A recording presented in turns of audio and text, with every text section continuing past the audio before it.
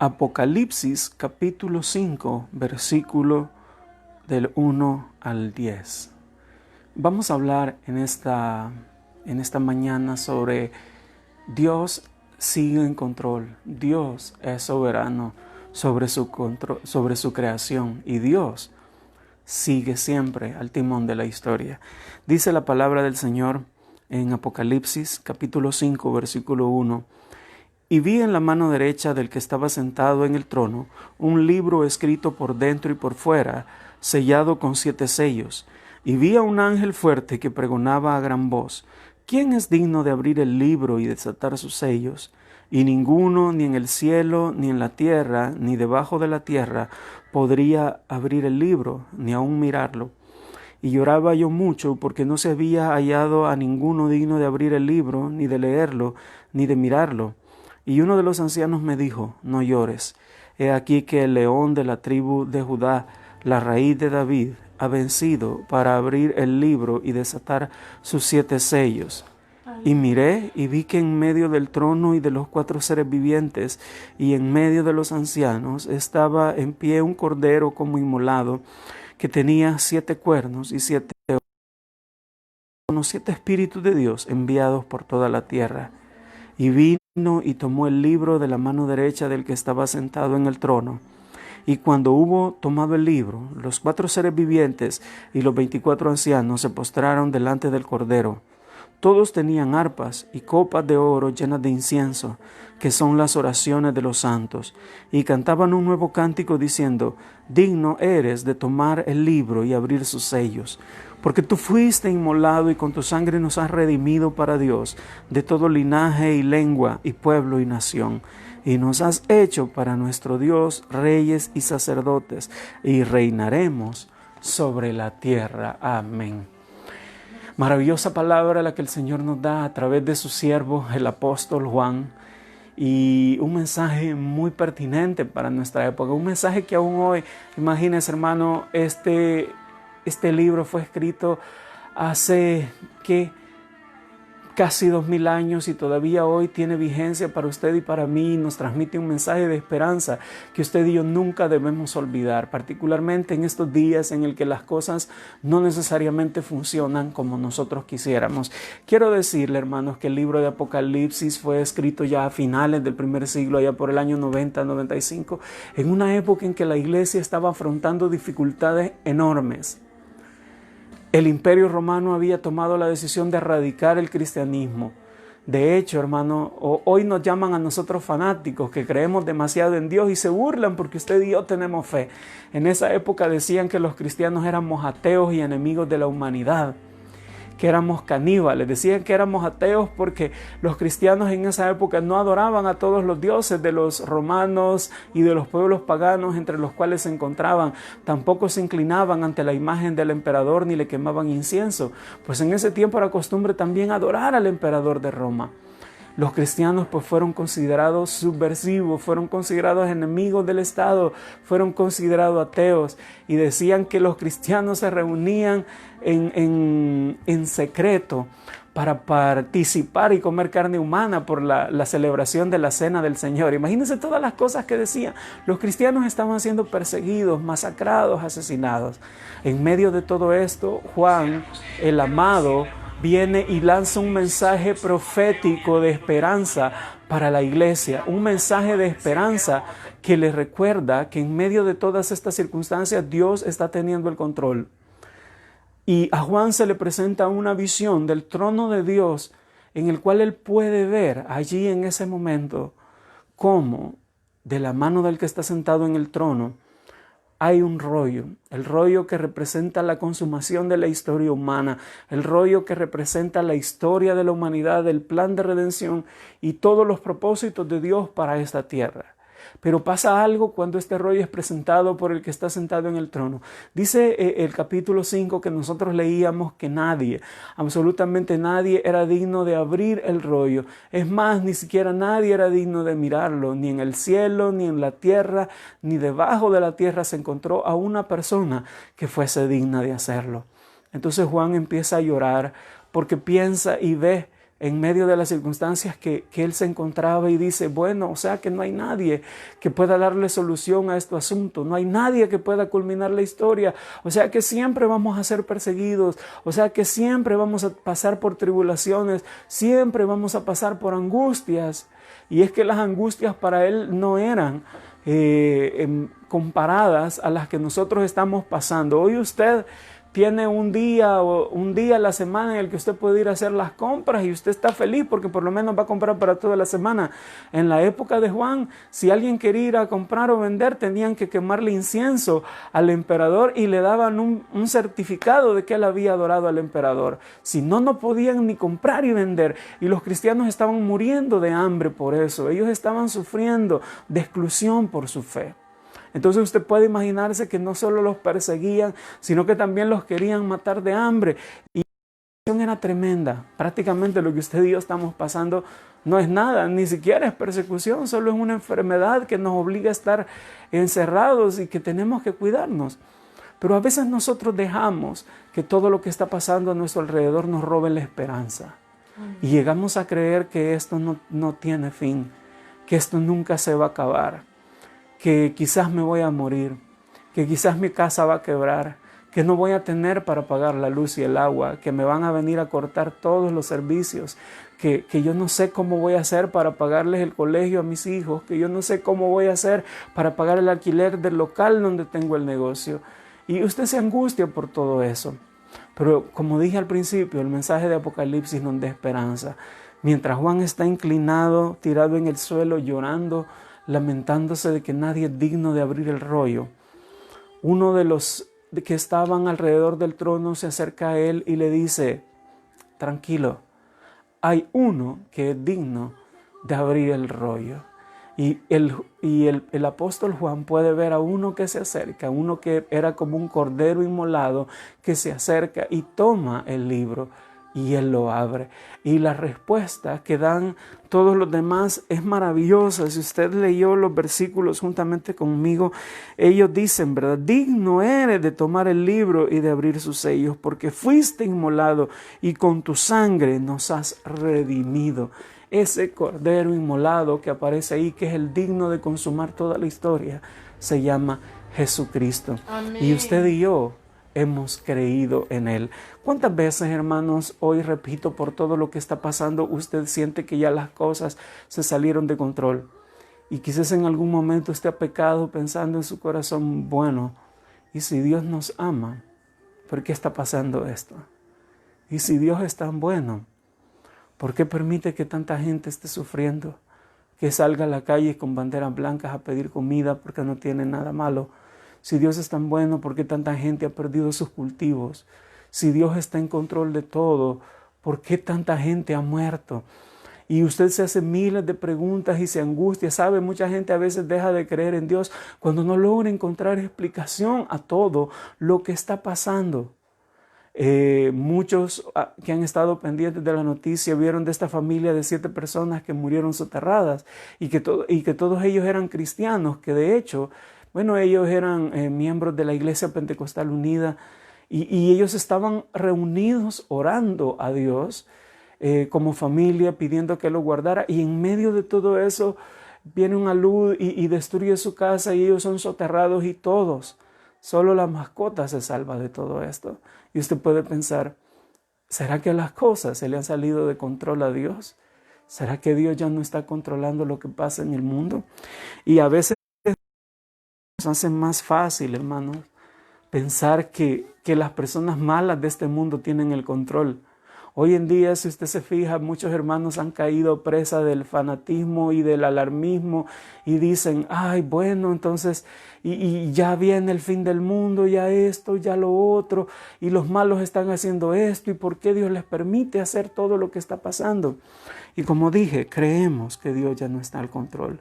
Pero hay una verdad maravillosa en la palabra, y es que el que realmente controla todas las cosas se llama Jesucristo. Amén, amén. Hay un versículo en el libro de los Salmos, el Salmo 135, versículo 6, nos da fe de que nuestro Dios sigue en control de todo. Dice, todo cuanto el Señor quiere lo hace, en los cielos y en la tierra, en los mares y en todos los abismos. Note el poder de las palabras. Todo cuanto el Señor quiere, lo hace. En otras palabras, a usted puede despreocuparse. Quizás a usted le angustia todas las cosas, cómo se manejan, todo lo que está ocurriendo en nuestro país, todo lo que está ocurriendo en el mundo. Ahí andan hasta hermanos alarmados porque dicen que no quieren que lo otro, que se van a morir. Pero ¿sabe qué? No importa lo que la gente allá afuera planee.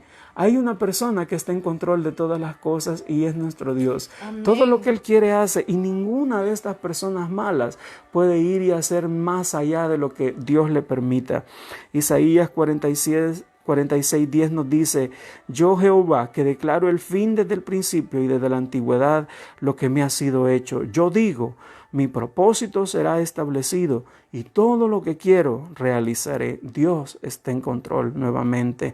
Entonces usted y yo no debemos de temer, hermanos. Nuestro Dios está en los cielos, dice el Salmo 115:3. Él hace lo que le place. Entonces, ¿qué miedo deberíamos tener usted y yo? Si Dios con nosotros, ¿quién contra nosotros? Ni el coronavirus, ni la tormenta Amanda, ni Cristóbal, ni ningún terremoto, ni ningún desastre. Usted y yo estamos en las manos de un Dios poderoso que controla todas las cosas, y podemos estar seguros que cuando esta crisis termine, tal vez no vaya a salir fácil superarla, pero usted y yo no estamos solos. Usted y yo contamos con la ayuda, con el respaldo de Dios, y no debemos temer. Entonces, sobre todo, hermanos, debemos estar prevenidos de caer en el engaño. Como dije, mucha gente al ver lo que está pasando en el mundo se está apartando del Señor. Muchos, quizás en esta época, ayer veía en alguien, ¿verdad? En tono de burla decía que alguien se jactaba de alguien de otra religión, ¿verdad? El líder de la comunidad islámica en el país se jactaba y decía: nosotros estamos haciendo y les hemos llevado a los mismos evangélicos, y empezaban a hacer proselitismo entre los hermanos de una iglesia evangélica. Imagínese qué triste sería, hermano, que usted, ¿verdad?, por una bolsa de víveres, por un poco de ayuda económica, vendiera su fe. Y lamentablemente hay muchos que están traicionando su fe por eso o por menos. Pero usted y yo debemos afirmarnos y saber en quién hemos creído en medio de todo esto. A veces nosotros tendemos a abandonar al Señor, pero la pregunta es la misma, ¿verdad? Cuando el Señor le dijo a sus discípulos ante el cuestionamiento: Señor, mira, muchos de los que te siguen ya no te siguen, ¿verdad? Ya se fueron. Y el Señor le dice: ¿quieren irse ustedes también? Y la respuesta que le da Pedro me gusta muchísimo. Le dice: Señor, ¿a quién iremos? Tú tienes palabras de vida eterna. El hombre puede tener y darle frijoles, arroz, lo que quiera, puede regalarle una lámina, pero la salvación de su alma solo se la puede dar Jesucristo. Y usted y yo debemos recordar y estar seguros en quién hemos creído, y no abandonar al Señor por cosas que no tienen importancia. Jeremías 2:13 nos dice: porque dos males ha hecho mi pueblo, me dejaron a mí fuente de agua viva, y cavaron para sí cisternas rotas que no retienen el agua. ¿Cómo estamos nosotros, hermanos? 2 pecados, dice, ha cometido mi pueblo. El primero de ellos: me abandonaron a mí. Hoy, en medio de todo lo que pasa, es tiempo para reflexionar y analizar: ¿he abandonado yo al Señor? Y quiero decirle que muchos de nosotros creemos que no hemos abandonado al Señor porque íbamos a la iglesia todos los domingos, porque estábamos ahí siempre, quizás hasta éramos líderes o teníamos privilegios, pero muchas veces estamos con el Señor de cuerpo presente, pero nuestra alma está ausente de Él, como el Señor Jesús le decía, ¿verdad? Este pueblo de labios me honra, pero su corazón está lejos de mí. ¿Cómo estaba su corazón antes de que iniciara la pandemia, antes de todo esto? ¿Y cómo se ha mantenido en todo este momento, hermano? Tal vez todo lo que está pasando sea para invitarnos a reflexionar en lo que el Señor quiere para nuestra vida, en que el Señor desea una fe más comprometida. Yo me siento muy halagado, muy feliz, muy complacido cuando veo a jóvenes de nuestra iglesia o de otra iglesia o hermanos de otras congregaciones o de la nuestra, cómo han aprovechado el tiempo y el Señor ha tratado en el corazón de ellos y los ha llevado a compartir el mensaje de Jesús.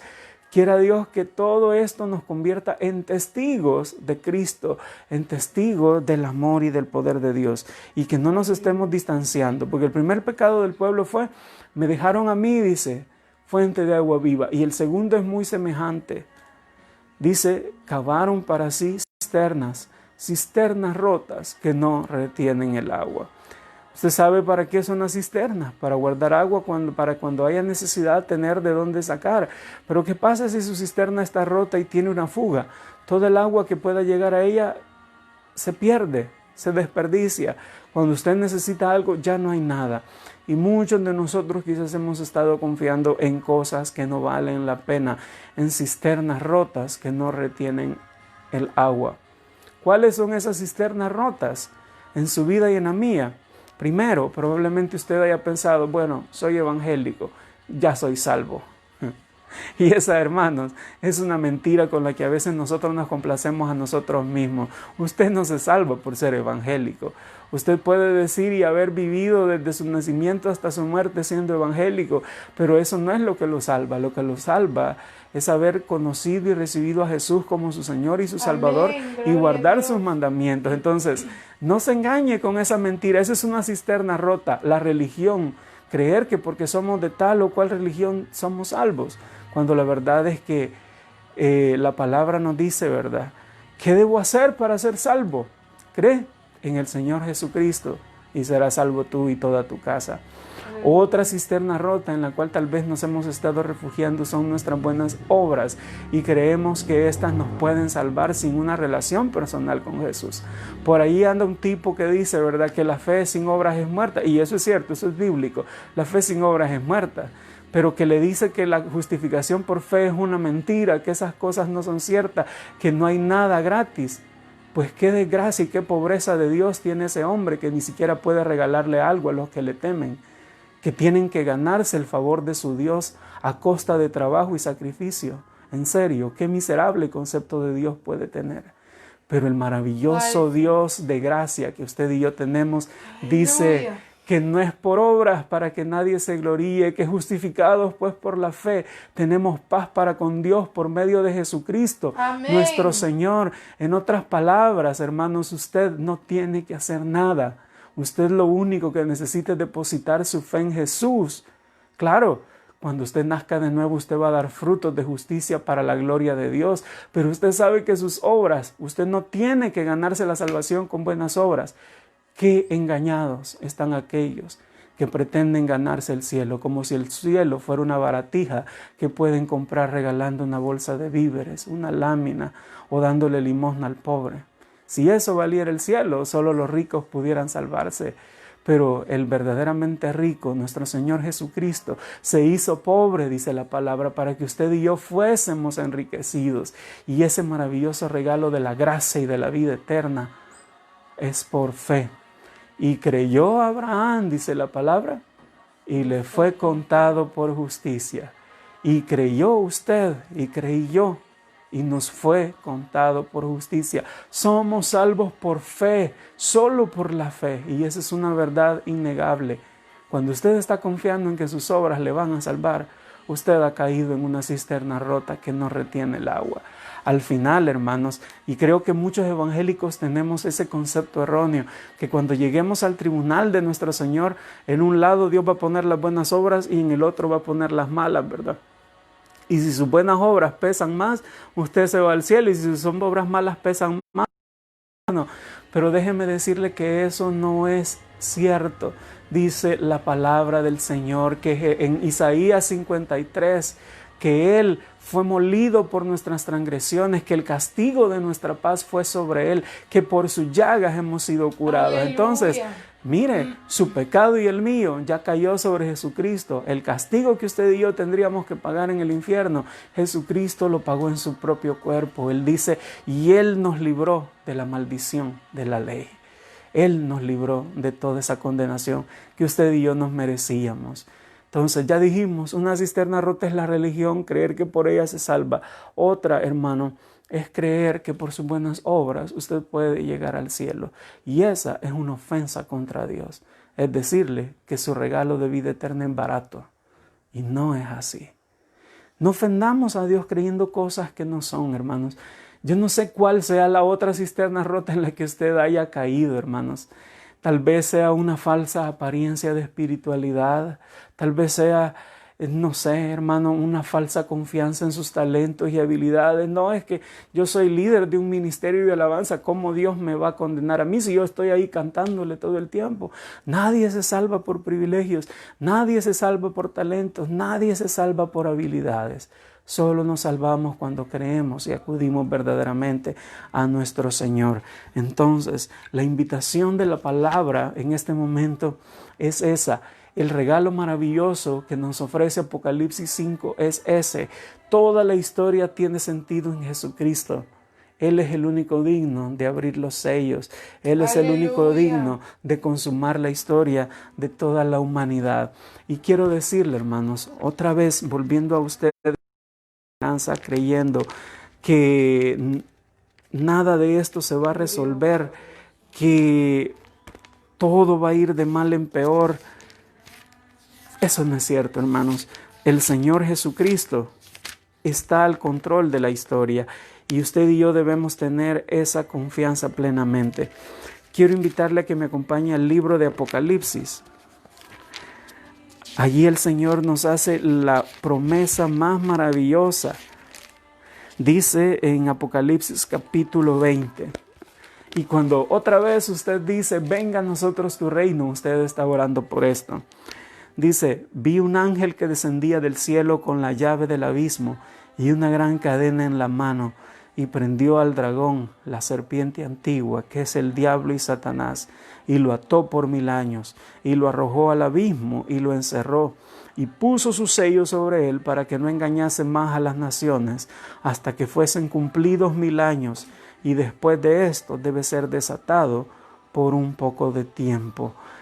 Qué maravilloso, hermanos, saber que cuando todos le dicen que las cosas van a ir mal, usted sabe que ya Satanás tiene los días contados. Usted no se aflija por las calamidades que vengan. Incluso si viniera la persecución, usted no se aflija.